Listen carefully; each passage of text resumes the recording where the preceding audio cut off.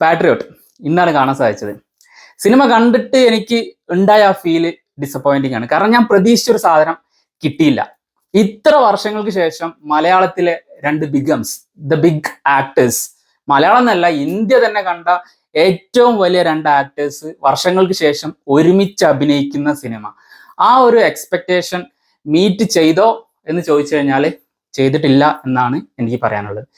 എൻ്റെ ഒരു കാഴ്ചപ്പാടിൽ ഇത്രയും വലിയ സ്റ്റാർസിനെ കൊണ്ടുവരുമ്പോൾ ആ സ്റ്റാർസിനൊരു ഫാൻസ് ഉണ്ടാവുമല്ലോ. ആ ഫാൻസും അതുപോലെ തന്നെ ഈ സ്റ്റാർസ് ഒരുമിച്ച് വരുന്നതിന്റെ ഭാഗമായിട്ട് വർഷങ്ങൾക്ക് ശേഷം സിനിമ കാണാൻ വരുന്ന വേറെ കുറച്ച് പ്രേക്ഷകരുണ്ട്. എന്തൊക്കെയോ ഒരു എക്സ്പെക്ടേഷൻ വെച്ച് അവരുടെ ഒരു ഉള്ളിലുള്ള ഒരു എക്സ്പെക്ടേഷൻ മീറ്റ് ചെയ്യുന്ന തരത്തിലുള്ള ഒരു സിനിമാറ്റിക് അനുഭവമല്ല ഇത് തന്നതെന്നാണ് എനിക്ക് തോന്നുന്നത്. എനിക്ക് തോന്നിയ മെയിൻ ഇഷ്യൂ എന്താണെന്ന് വെച്ചാൽ ഇതിലൊരു ഒരു മഹേഷ് നാരായണന്റെ ഒരു ചില സംഗതികളുണ്ടല്ലോ, ഒരു സോഷ്യലി റെലവെന്റ് ആയിട്ടുള്ള ഒരു സബ്ജക്റ്റ് എടുത്ത് അത് സിനിമാറ്റിക് ത്രെഡിലോട്ട് മാറ്റുന്ന സംഗതി ഉണ്ടല്ലോ. ഇത് വളരെ ഫോഴ്സ്ഡ് ആയിട്ട് ചെയ്ത പോലെ തോന്നി. ലൈക്ക് കുറച്ചും കൂടി പോസ്റ്റ് മോഡേൺ റയിൽ വരുന്ന ഇഷ്യൂസ് ഒക്കെ ആഡ് ചെയ്ത് സംതിങ് റിലേറ്റഡ് ടു ടെക്നോളജി. പക്ഷെ ആ സംഗതി, ആ തോട്ട് ഗംഭീരമായിരുന്നു. പക്ഷെ നമുക്ക് ആ തോട്ട് എക്സ്പീരിയൻസ് ചെയ്യുന്ന സമയത്ത് അത് സിനിമ അനുഭവമായിട്ട് രണ്ട് സ്റ്റാർസ് വരുന്ന സമയത്ത് അത് തിയേറ്ററിൽ നിന്ന് എക്സ്പീരിയൻസ് ചെയ്യുന്ന ഒരു കണ്ടീഷനിലോട്ട് എത്തിക്കുമ്പോൾ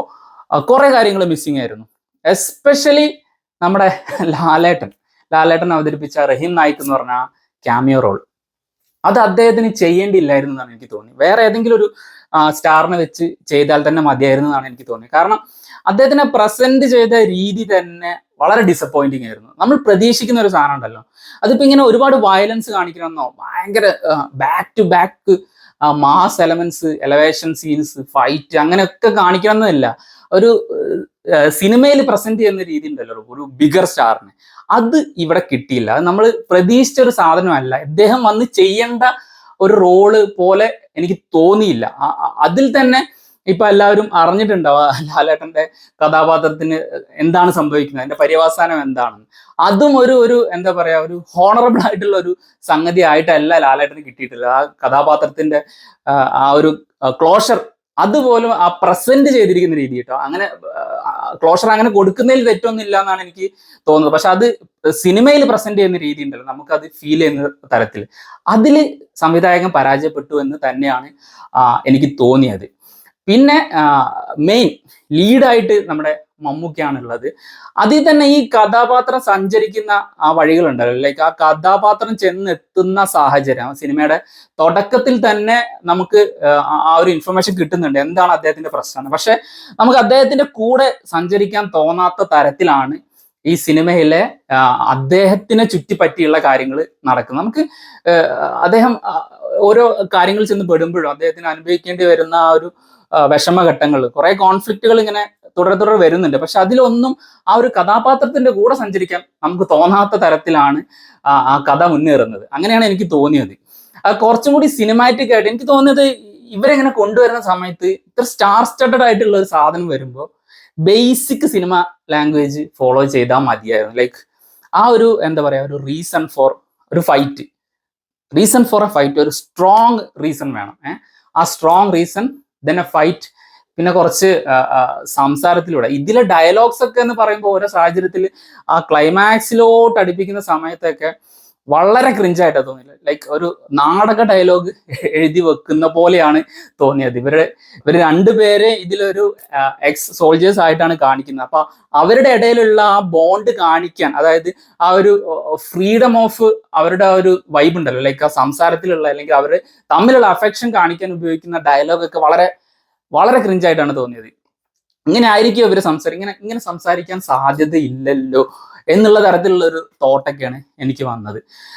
മൊത്തത്തിൽ എല്ലാ ഡിപ്പാർട്ട്മെന്റും നോക്കുകയാണെങ്കിൽ ക്യാമറ വർക്ക് അത്യാവശ്യം കുഴപ്പമില്ലാണ്ട് തോന്നിയിട്ടുണ്ടായിരുന്നു. പിന്നെ ലാലേട്ടന്റെ ലിഫ്റ്റിലുള്ള ഒരു ഫൈറ്റ് ഉണ്ട്.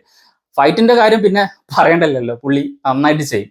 സ്റ്റിൽ നൗ ഇപ്പോ 65 വയസ്സാവാറായി അദ്ദേഹത്തിന്, ഇപ്പോഴും മലയാളത്തിൽ ഇമ്പാക്ട്ഫുൾ ആയിട്ട് സ്ക്രീനിൽ ഫൈറ്റ് ചെയ്യുന്നത് ലാലേട്ടൻ തന്നെയാണ് ഉള്ളതെന്നാണ് എനിക്ക് തോന്നിയത്. ആ ഒരു ഭാഗം അങ്ങേര് ഗംഭീരമായിട്ട് ചെയ്തിട്ടുണ്ട്. ചില നോട്ടങ്ങളും ചില കൈൻ്റെ മൂവ്മെന്റ്സും കാര്യങ്ങളൊക്കെ നല്ല മനോഹരമായിട്ട് ചെയ്തിട്ടുണ്ട്. പക്ഷെ ആ ഒരു ഫൈറ്റിലോട്ട് എത്തിക്കുന്ന സിറ്റുവേഷൻസ് ഒക്കെ നമുക്ക് വളരെ ഫോഴ്സ്ഡ് ആയിട്ട് ചെയ്ത പോലെയാണ് തോന്നിയത്. അപ്പോൾ ഇനി ഇതുപോലെയുള്ള സംഗതികൾ ഇനി വീണ്ടും ഇവര് റീജോയിൻ ചെയ്യുകയാണെങ്കിൽ, ലൈക്ക് ഇത്രയും വർഷം വെയിറ്റ് ചെയ്യേണ്ടില്ലായിരുന്നു.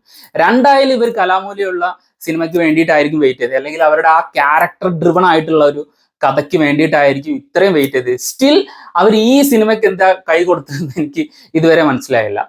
ഇതിനേക്കാൾ നന്നായി നമുക്ക് നോർമൽ കഥ, അതായത് വളരെ ഹൈഫൈ ആയിട്ട് ഇന്റർനാഷണൽ സ്റ്റഫ്, പോസ്റ്റ് മോഡേൺ എറയില് പുതിയ ആളുകൾക്ക് റിലേറ്റ് ചെയ്യാൻ പറ്റുന്ന ഒരു കഥ ഫോഴ്സ്ഡ് ആയിട്ട് ചിന്തിക്കുന്നതിന് പകരം ഒരു നോർമൽ കഥ, നോർമൽ സിനിമാറ്റിക് ലാംഗ്വേജിൽ നല്ല പ്രൊഡക്ഷൻ ക്വാളിറ്റിയിൽ ഇത്ര നാടും ശ്രീലങ്ക അതുപോലെ തന്നെ ഷൂട്ടബിൾ അല്ലാത്ത സ്ഥലങ്ങളൊക്കെ ഒരുപാട് പൈസ മുടക്കി ഷൂട്ട് ചെയ്യാനുള്ള സാഹചര്യം ഉണ്ടാക്കിയിട്ട് ഷൂട്ട് ചെയ്യുന്ന തരത്തിലുള്ള ഒരു കഥയൊന്നും ബിൽഡ് ചെയ്യേണ്ട ആവശ്യമില്ല എന്നാണ് എനിക്ക് തോന്നിയത്.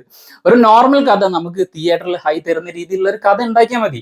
അതിൽ ഫണ്ണും ഫൈറ്റും ഇമോഷൻസ് എല്ലാം നോർമലി ഫിറ്റിൻ ചെയ്യുന്ന തരത്തിലുള്ള ഒരു കഥയും തിരക്കഥയും ഉണ്ടാക്കിയിരുന്നെങ്കിൽ ഇതിനേക്കാളും കുറച്ചുകൂടി വർക്കാവുന്നു. ഇപ്പൊ നമ്മൾ ഈ തുടരുവിന്റെ കേസ് തന്നെ എടുക്കുകയാണെങ്കിൽ, നമ്മൾ എന്താണോ എക്സ്പെക്ട് ചെയ്തത്, ലൈക്ക് ലാലേട്ടനെ വർഷങ്ങളായിട്ട് മിസ് ചെയ്ത സാധനം തുടരുവിൽ കറക്റ്റ് അവര് ജഡ്ജ് ചെയ്ത് അത് പെർഫെക്റ്റ് ആയിട്ട് ഡെലിവർ ചെയ്ത്, അതുപോലത്തെ ഒരു വളരെ ഗ്രൗണ്ടഡ് ആയിട്ടുള്ള കഥാപാത്രങ്ങളും കഥയും വെച്ചിട്ട് ഇനി ഒരു നല്ലൊരു സിനിമ ഇവരെ ഒരുമിപ്പിച്ച് വീണ്ടും വരണം എന്നാണ് എനിക്ക് അവരുടെ ആ ഒരു പെർഫോമൻസ് വീണ്ടും വീണ്ടും കാണാൻ ആഗ്രഹമുള്ള ആള് എന്നുള്ള നിലക്ക് തോന്നിയത്. ഈ സിനിമ എനിക്കൊരു ആവറേജ് അനുഭവം തന്നെയായിരുന്നു. കുറെ സ്ഥലങ്ങളിൽ ഡിസപ്പോയിന്റിങ് ആയിരുന്നു.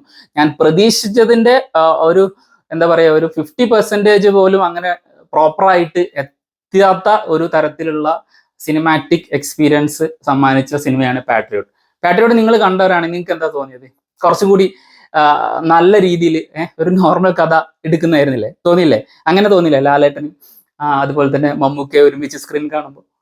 തോന്നിയെങ്കിൽ താഴെ കമന്റ് ചെയ്യണേ. മറ്റൊരു വീഡിയോ ആയിട്ട് വീണ്ടും കാണാം. ബൈ.